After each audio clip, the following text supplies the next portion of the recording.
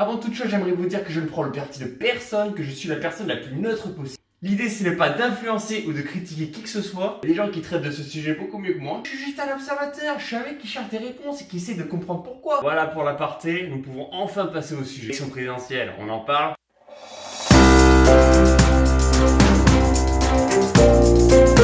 Vraiment un gros risque en faisant cette vidéo. Pour l'occasion, je me suis dit que je vais aborder une tenue convenable et exemplaire. Et puis finalement, le costume ça me va pas du tout, donc je préfère revenir à mon vieux jean. À part de 2 mois, le visage explosé. Ça, c'est moi. T'as remarqué que depuis le début de l'année 2017, François Hollande, on n'en entend plus parler. La politique se concentre uniquement sur les nouveaux candidats. En même temps, on n'en entendait même pas parler pendant 5 ans. N'empêche, t'as vu qu'avec l'apparition des réseaux sociaux, Facebook et Twitter se transforment en véritable champ de bataille entre les différents utilisateurs. Mais c'est vrai, pour moi, c'est un rendez-vous incontournable. Tous les jours, je me cale sur Facebook pour coller les opinions de mes amis. Après, là, t'as assisté au plus gros combat des réseaux sociaux. J'ai l'ami après tout ça. Les gars, la farine sur les candidats. C'est has-been. Ah mais innover, changer un petit peu de principe. Prenez du coca, prenez du West Spirit, c'est collant toutes ces conneries. Je suis sérieux, tu vas me dire qu'il n'y a pas de contrôle à chaque entrée d'une petite politique? Pourquoi les agents de sécurité? Moi lors d'un plan fichier pirate, je galère à rentrer dans un centre commercial parce qu'on croit que j'ai une calage cachée dans ma chaussette. Là tu vas me dire qu'il y a un mec qui arrive à rentrer avec un sac de farine. C'est assez conséquent en termes de volume. Ah, y'a rien qui vous choque là, le mec il passe comme ça, normal. Donc du coup cette année, 11 candidats. Ah, ces personnes sont quand même bien courageuses pour se présenter aux élections présidentielles. Respect. Moi c'est clair, ça me viendra jamais à me présenter pour un boulot où je sais que dans 3 mois je vais me faire suicider par 85% des Français. Ah mais chacun a sa propre définition de la sodomie. En première ligne, sur tous les fronts. Ça va être le boulot le plus stressant du monde. Au final, le futur élu, il sera peut-être plus impopulaire que François Hollande.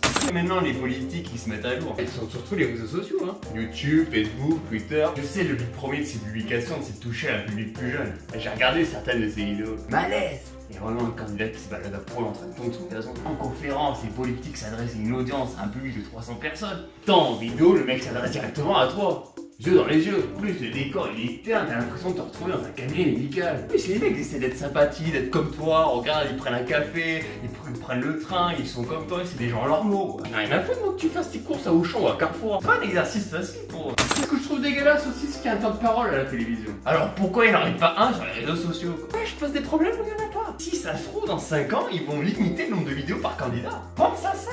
Puis la question que je me pose toujours, comment ils font pour choper 500 signatures? J'aimerais vraiment dire qu'il y a 500 personnes qui ont compris le programme de Jean Lassalle. Ah oui, 708 quand même. Voilà, cette année il y a 11 personnes, donc 11 idées différentes. Possible qu'un jour ils se mettent tous autour d'une table, autour d'un bon café, qui se réunissent leurs idées, qui se mettent tous d'accord sur le même programme. Ouais, je rêve, c'est pas possible.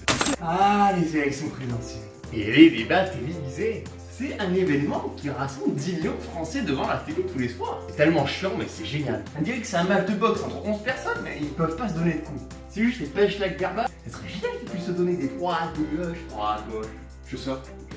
Au final, le combat qu'ils mènent lors des débats télévisés, c'est pas de défendre leur programme. Ils se battent plus pour savoir qui a le plus de temps de parole lors de la soirée. Madame Le Pen est à 17 minutes 43. Non? Alors arrêtez de dire à chaque fois qu'il vous reste du temps, que vous avez 1 minute 18 en retard sur un tel. On s'en fout. Expose tes idées. Ah, ce qui est génial aussi, c'est les petits bruits de commentaires en bout de fond lorsque quelqu'un prend la parole. Absolument ahurissant. Quand il paye sa famille. Donc nous, par rapport à la... Les débats politiques, c'est du sport. Il manque un petit peu des règles arbitrales. Et de présentatrice ne peut pas sortir des cartons jaunes et des cartons rouges. Non monsieur, vous êtes expulsé. Vous n'avez pas le droit de prendre la parole lorsque votre adversaire expose ses idées. Chers compatriotes, mes chers Français, je vous invite à vous diriger vers les urnes le dimanche 23 avril pour élire le futur président de la République française. Non, sérieusement, dimanche, allez voter. Laissez tomber le téléfoot un moment. Tu peux regarder en replay. N'écoutez pas forcément les avos autour de vous. Faites-vous votre propre idée. Lisez les programmes sur des sites spécialisés comme Le Monde ou Figaro. Et si jamais tu veux t'abonner à cette chaîne, t'es pas obligé d'attendre dimanche. Tu peux le faire de suite. Salut!